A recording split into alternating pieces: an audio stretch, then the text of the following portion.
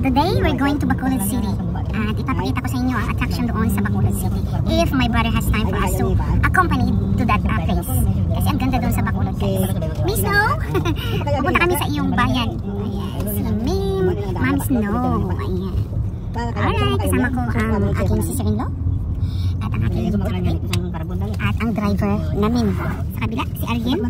Ayan, single pa yan. Muyo, if you want Ariel. Single ka pa, Ariel? Wala na asawa si Ariel? Asa-asawa lang. Damo asa-asawa. Asa-asawa lang gari ni Ariel ni. Bisan sino lang.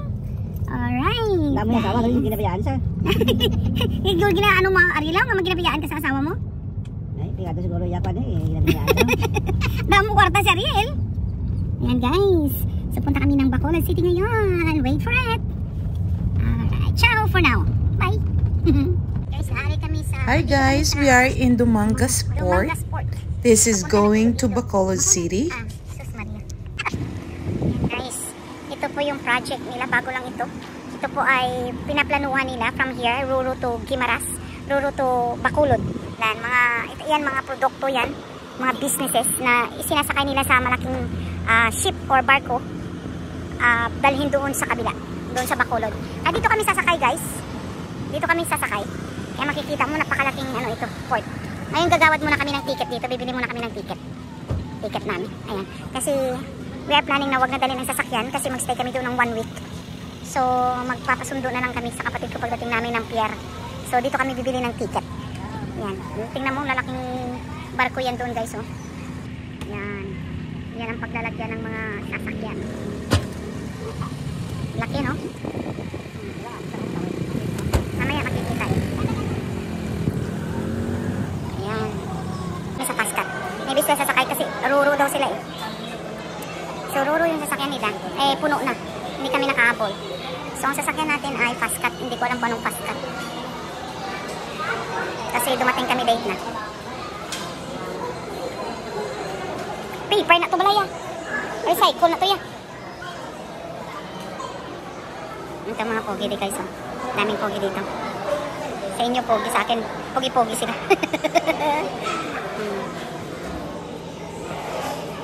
Ito ang papunta ng Bacolod. Ruru, anong ginatawag na Ruru? Basta isaka ko ng salakyan sa Ruru. Ano ba yun? Flat yata yun? Hindi ko alam guys. Naranasan ko yun nung sa Canada kami. Malaking barko yun. Papasok lahat ng sasakyan. Patama yung trailer namin guys. Papasok. Kasi nag-camping kami sa Manutulin Island. So sinakyan namin ay malaking barko na ida-drive in mo yung sasakyan. So maybe dito rin sa Pilipinas siguro ida-drive in din ang sasakyan. Ayan. So first time ko naka-experience dito sa Pilipinas guys. So ambal nila, sabi pala nila Tagalog Bisaya. Sabi nila Ruru daw yun, Ruru. So titingnan natin kung anong Ruru na ginamit nila. Alright, kasi hindi ko alam kung anong Ruru guys. Ayan, Ruru daw, basta Ruru. So kukunan ko mamaya ng ano yun. Kasi hindi pala kami sasakay ng Ruru. Pascat ba? Anong Pascat? Ay ewan. Basta tingnan nyo na lang mamaya guys. Tingnan nyo na lang. Alright, mamaya na ha. Continuous muna tayo mamaya. Pasalubong namin doon sa pagdating namin. Magstay kami doon ng, magstay lang ako doon ng 4 days. Tapos babalik kami ng kapatid ko.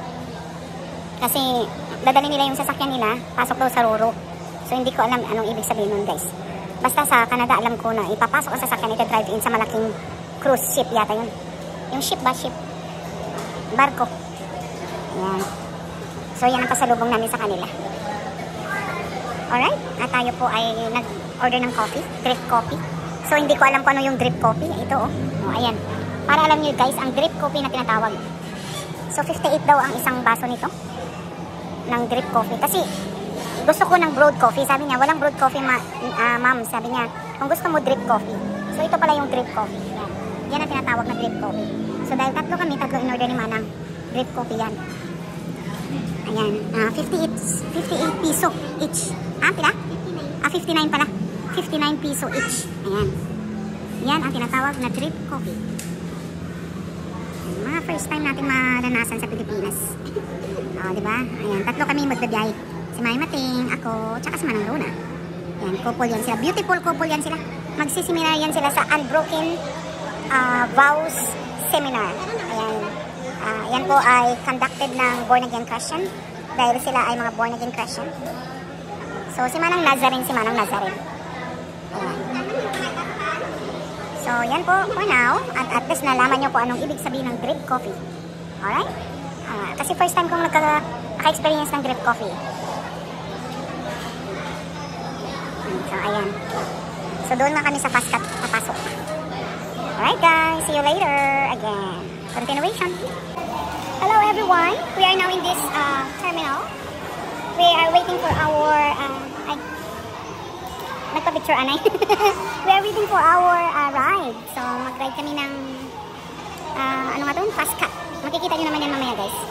Naku, tingnan nyo, lumapad na. There's nothing we can do about it. Dahil wala pong cure ang Vitaligo. So, hayaan na lang natin para pumuti yung mukha natin. Nag-umpisa na sa aking mata. Nag-umpisa sa kamay ko dito sa mata ko. It's okay. There's nothing we can do about it. Alright guys, we're waiting for our ship. So, kanina pa kami dito, 11:30. Naghintay kami ng half an hour. So, hintayin na lang natin. Makikita nyo mamaya. Dahil first time ko rin. Hindi ko rin alam yung sinasabi nila kung ano yung sasakyan natin. So, titingnan na lang natin mamaya. Okay. Guys, pupunta na tayo ng fast cut. So, dahil hindi namin dinala yung sasakyan dahil hindi alam ni Mami pa ikot-ikot doon.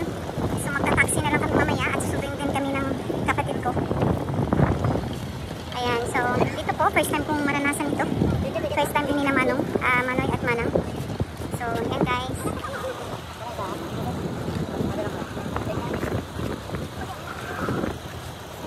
So, ito pala yung tinatawag nila. Ayan, first time namin guys. So, ewan ko kung nasan yung Roro na tinatawag nila. Ayun siguro, yun ang Roro siguro. Umalis na. So, dito po kami.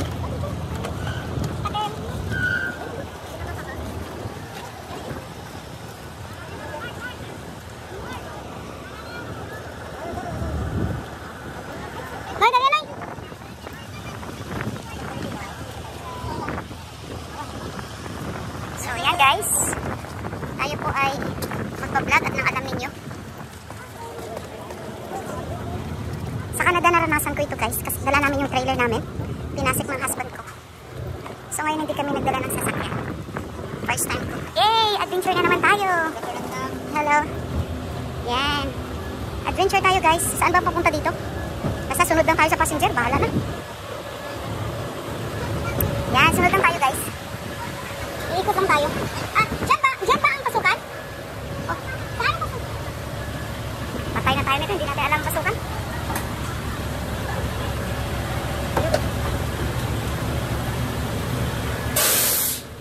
Yan, sunod lang tayo guys. Sunod sa agos ng pagbiyahe. Kung saan tayo dadalhin ng ating mga paa. Basta sasunod tayo sa kanila. Ayan, dito na tayo. Pakit na tayo guys. Naku, patay na. Buhatan na naman tayo nito. Buhatin natin yung baggage natin. O, ayan. Akit tayo sa taas. Dapat marunong kang makisama sa lahat ng bagay. Ay, sa taas kami. Taas talaga. Para makita yung view mamaya. Taas tayo. Ayan, dito tayo sa taas guys. Dito ba tayo, Noy? Baka dito sa taas. Hindi ko alam eh. Baka aircon yan dyan eh. Aircon yan dyan oh. Oy, dito kayo sa taas. Para makapag-vlog ako. Alright. We are here. Eh, may life jacket kami. Dito tayo Manang.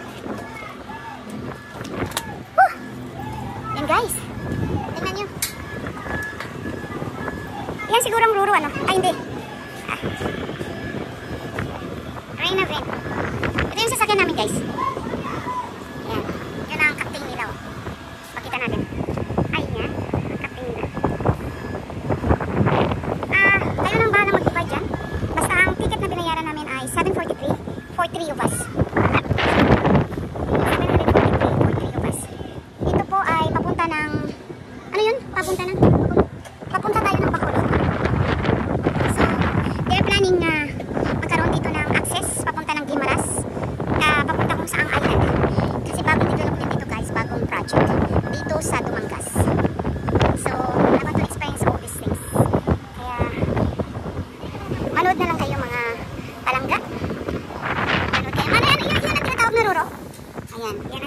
Roro, guys. Ayan. Yan ang Roro. Montenegro lines. Ayan. Hindi ko alam kung saan yan ang Montenegro. Basta, makita nyo na lang, guys. Hindi ko masyadong ma-explain sa inyo kasi first time ko po. So, pagpasensyahan ninyo kung hindi ko alam yung place. Nagtatanong muna ako bago ko sabihin. So, ito po ay fast cut. Ito po ay pwedeng dalhin mong sasakyan mo ay yung mga container. Kung meron kayong mga businesses, container pwede nyo iakyat dito ang mga produkto nyo. Ayan o. Ayan.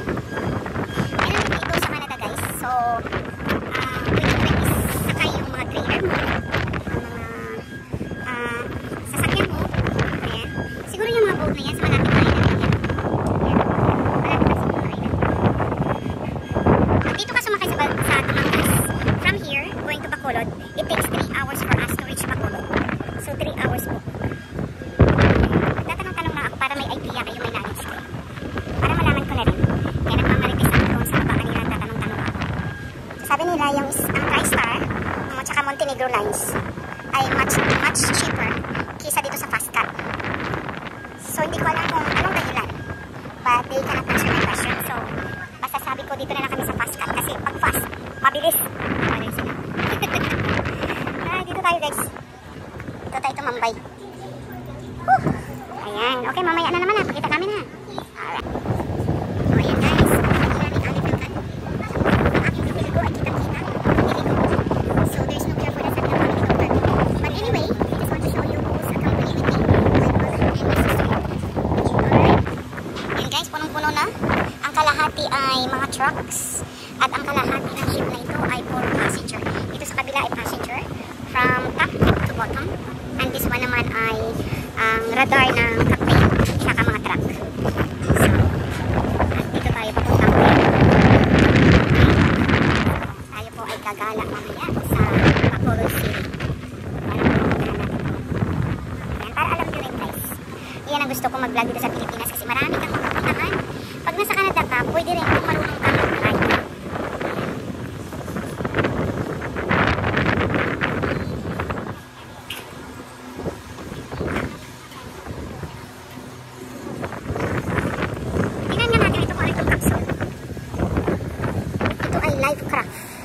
Alright, ito pala ang paggamit nito. Alright, ganito pala ang paggamit ng automatic release. Tapos, ganyan. Launch, check painter is made fast. Check launch area is clear and throw live rock into water. And tap on the painter. Ayan. So, ganyan lang pala. Bilis lang, okay lang. Bilis lang. Parang capsule siya, life jacket. Life rock pala yung tawag dyan. Ito yung fire hose box. So, ayan, may pindutan dyan doon, mga emergency pinto siguro, yung mga ganyan. So, dito yung passenger, at doon sa kabila ang mga trucks na mga produkto, kung ano-anong mga produkto dinadala nila doon sa Bacolod, kasi papunta ito ng Bacolod. So, yan ang ticketing center nila. Yan, ticketing center. So, yan, yung maliit na cubicle doon na blue and red. Yan.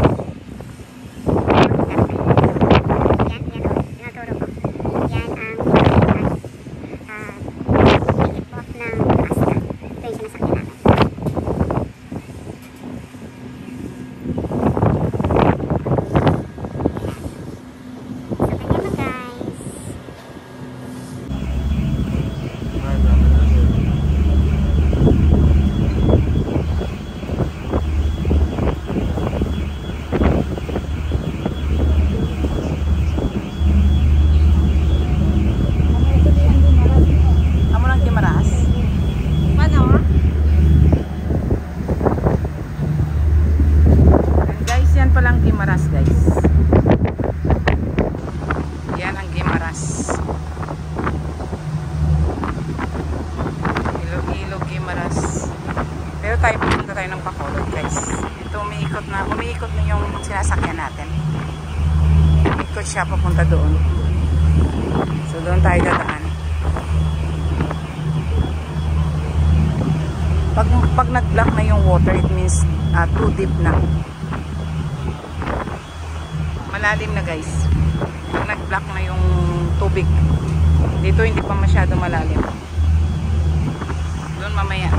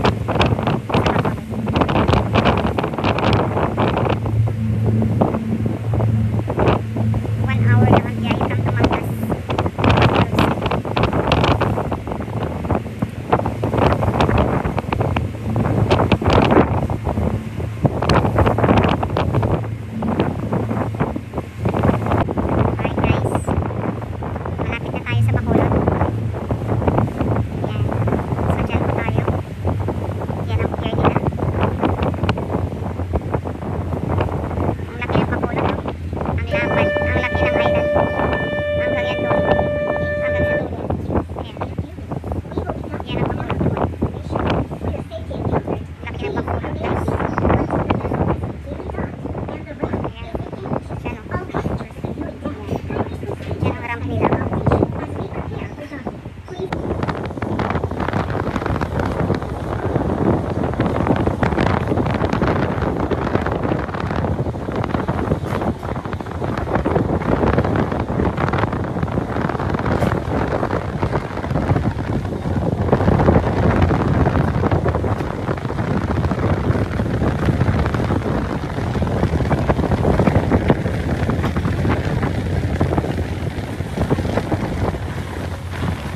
Dadaong na tayo guys. Ito yung port nila, dadaong tayo dyan. Ikot lang ang lansa natin. Ayan. So dito tayo sa port nila. Dyan tayo.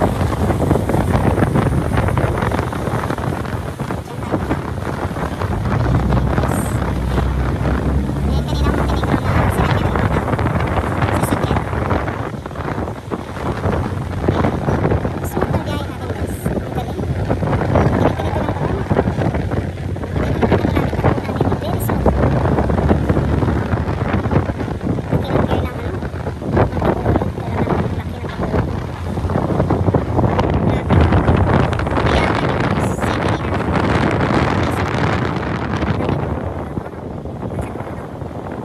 Laki ng pagulog.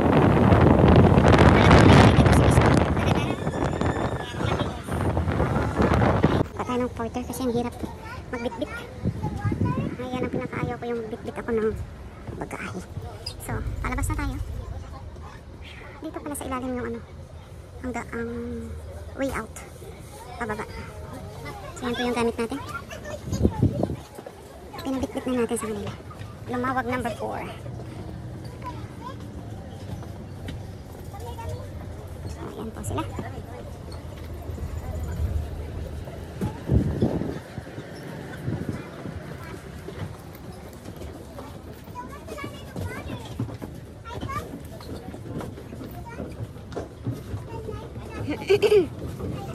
Ay, bang.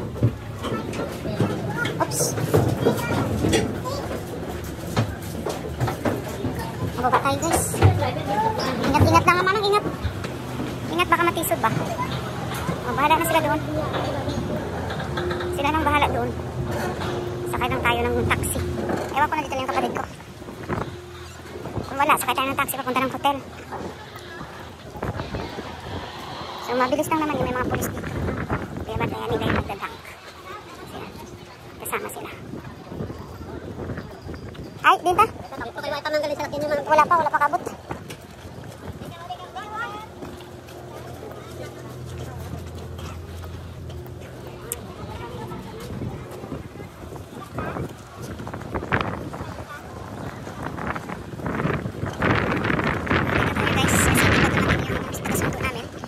Tawag muna kami sa kapatid namin.